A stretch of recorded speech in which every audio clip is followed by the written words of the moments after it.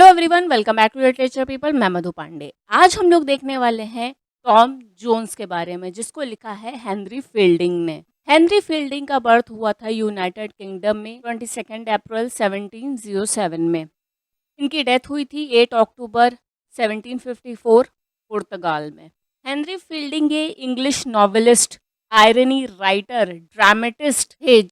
इनको अर्थी ह्यूमर और सटायर के लिए जाना जाता था और इनकी जो नॉवल है टॉम जोन्स, इसको बहुत अप्रिशिएट किया गया। दूर दूर तक लोगों ने अप्रिशिएट किया। अब हम लोग देखते हैं कि टॉम जोन्स में है क्या। टॉम जोन्स बहुत बड़ी बुक है, वो नॉवल ही बहुत थिक है।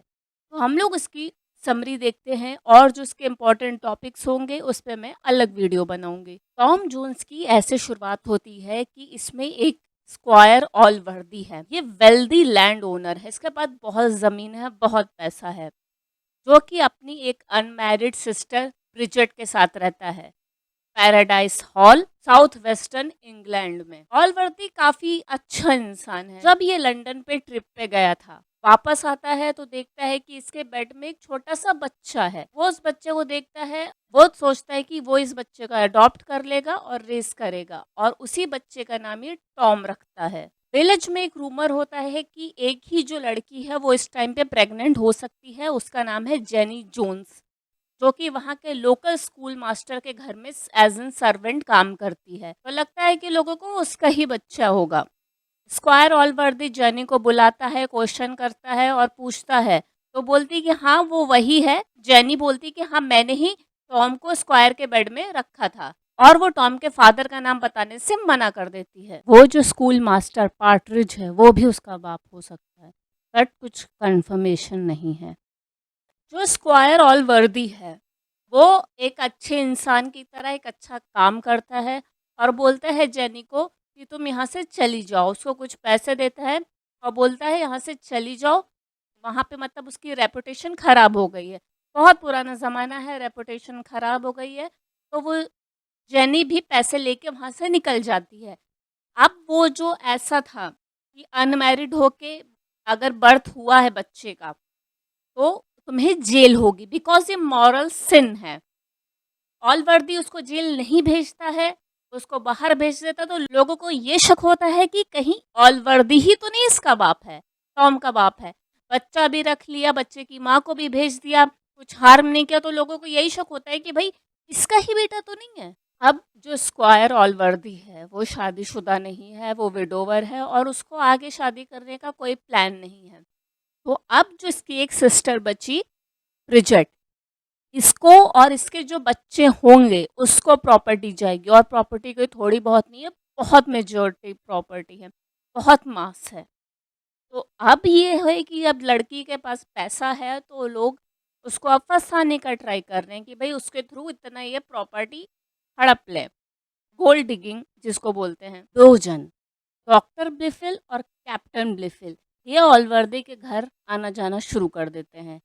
ये ब्रिजेट से इनमें से किसी की शादी हो जाएगी, प्रॉपर्टी अच्छी खासी हाथ में आ जाएगी। तो सेटिंग होती है ब्रिजेट की, वो कैप्टन ब्लिफिल से हो जाती है।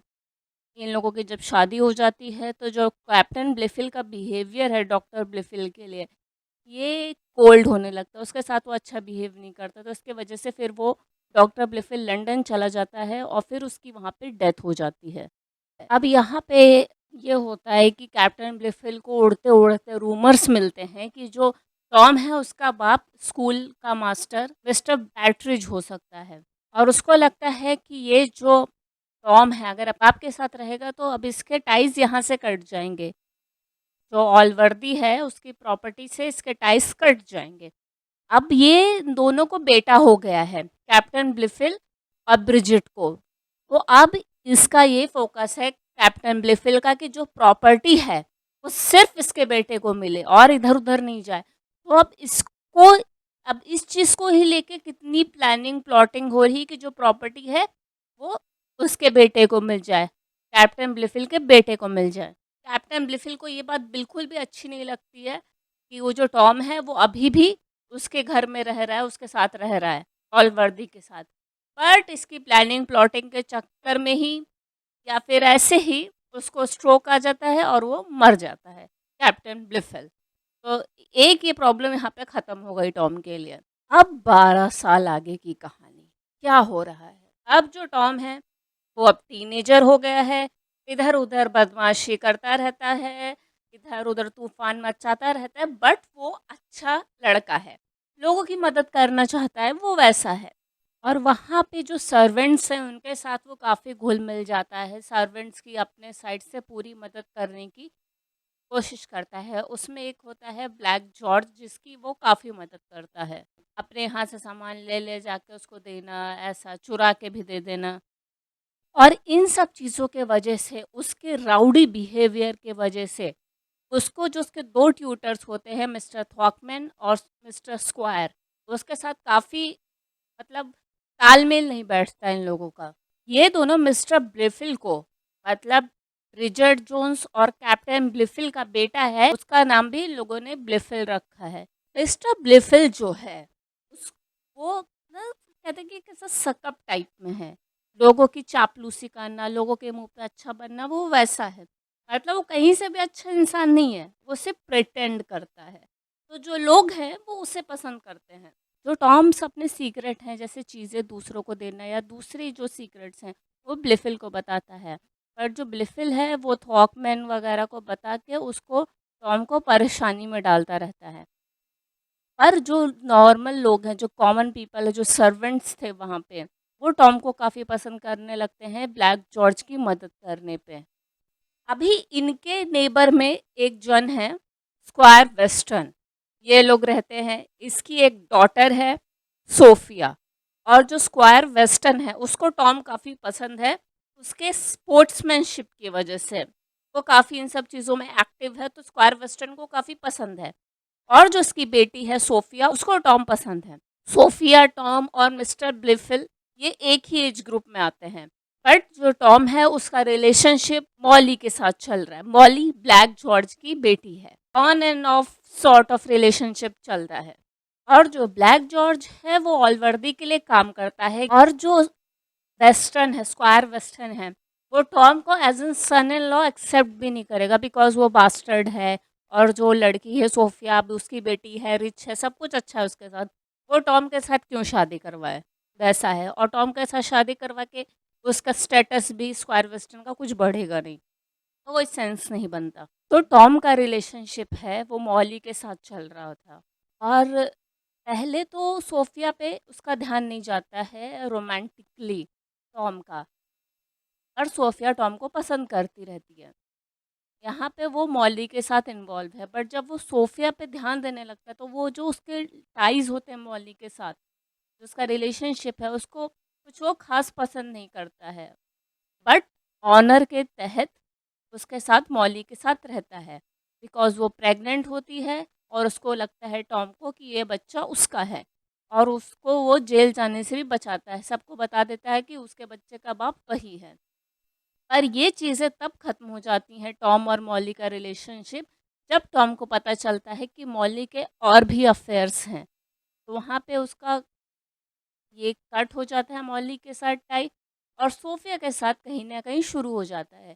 टॉम का एक्सीडेंट होता है, फिर वो टॉम अपनी फीलिंग्स के बारे में बताता है, सोफिया उसको बताती है। सब कुछ सही है, पर टॉम और सोफिया की शादी नहीं हो सकती, बिकॉज़ टॉम बास्टर्ड है। ऑलवर्दी की तबीयत काफ़ी ख़राब हो जाती है।